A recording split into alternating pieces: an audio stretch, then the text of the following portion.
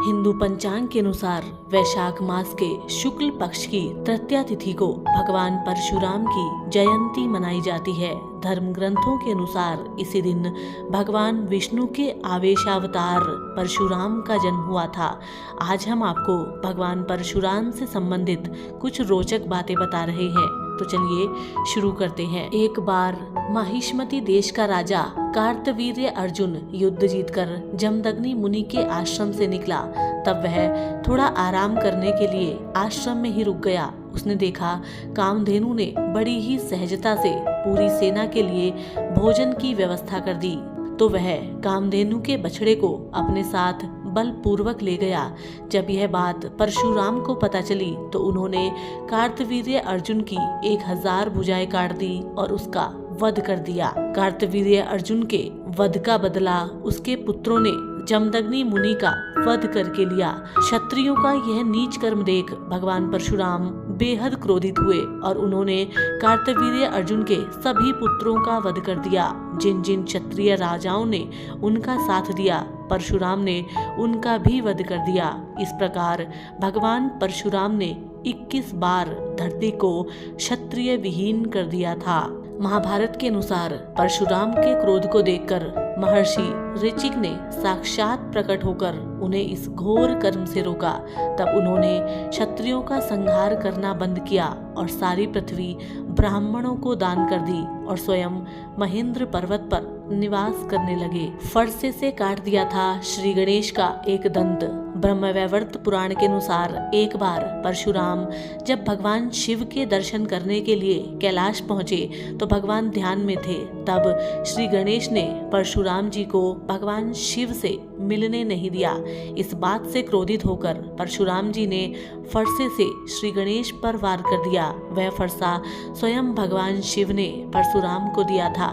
श्री गणेश उस फरसे का वार खाली नहीं होने देना चाहते थे, इसलिए उन्होंने उस फरसे का वार अपने दांत पर झेल लिया, जिसके कारण उनका एक दांत टूट गया। तभी से उन्हें एक दंत कहा जाता है। अमर है परशुराम। हिंदू धर्म ग्रंथों में कुछ महापुरुषों का वर्णन है जिन्हें आज भी अमर माना जाता है। इन्हें अष्ट चिरंजीवी भी कहा जाता है। इनमें से भगवान विष्णु के आवेशावतार परशुराम भी हैं। राम से कैसे बने परशुराम? बाल्यावस्था में परशुराम के माता पिता इन्हें राम कहकर पुकारते थे। जब राम कुछ बड़े हुए तो उन्होंने पिता से वेदों का ज्ञान प्राप्त किया और पिता के सामने धनुर्विद्या सीखने की इच्छा प्रकट की। महर्षि जमदग्नि ने उन्हें हिमालय पर जाकर भगवान शिव को प्रसन्न करने के लिए कहा। पिता की आज्ञा मानकर राम ने ऐसा ही किया। उस बीच असुरों से त्रस्त देवता शिव जी के पास पहुँचे और असुरों से मुक्ति दिलाने का निवेदन किया। तब शिव जी ने तपस्या कर रहे राम को असुरों का नाश करने के लिए कहा। राम ने बिना किसी अस्त्र की सहायता से ही असुरों का नाश कर दिया। राम के इस पराक्रम को देखकर भगवान शिव ने उन्हें अनेक अस्त्र शस्त्र प्रदान किए। इन्हीं में से एक परशु यानी कि फरसा भी था।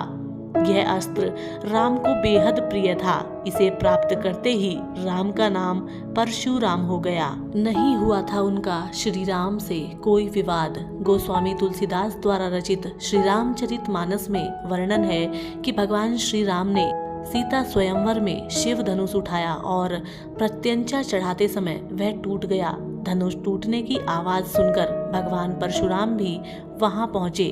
अपने आराध्य शिव का धनुष टूटा हुआ देख वो बहुत क्रोधित हुए और वहां उनका श्री राम और लक्ष्मण से विवाद भी हुआ।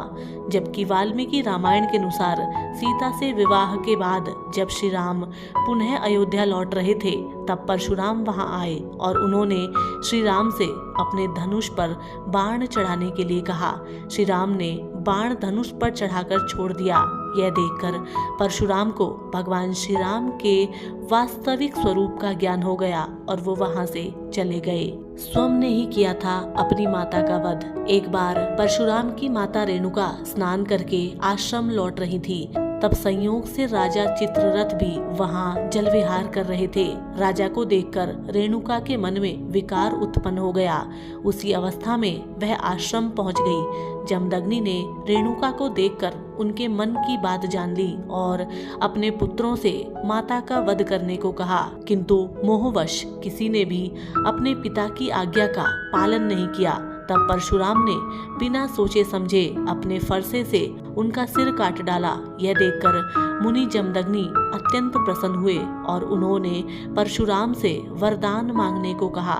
तब परशुराम ने अपनी माता को पुनर्जीवित करने को कहा और उन्हें इस बात का ज्ञान न रहे कि ये वरदान मांगा। इस वरदान के फलस्वरूप उनकी माता पुनर्जीवित हो गई। तो साथियों, हम उम्मीद करते हैं भगवान परशुराम के जीवन से जुड़ी हुई ये कुछ रोचक बातें आपको पसंद आई होंगी और इसी तरीके की और पौराणिक जानकारी के लिए आप हमारे चैनल से जुड़े रहें।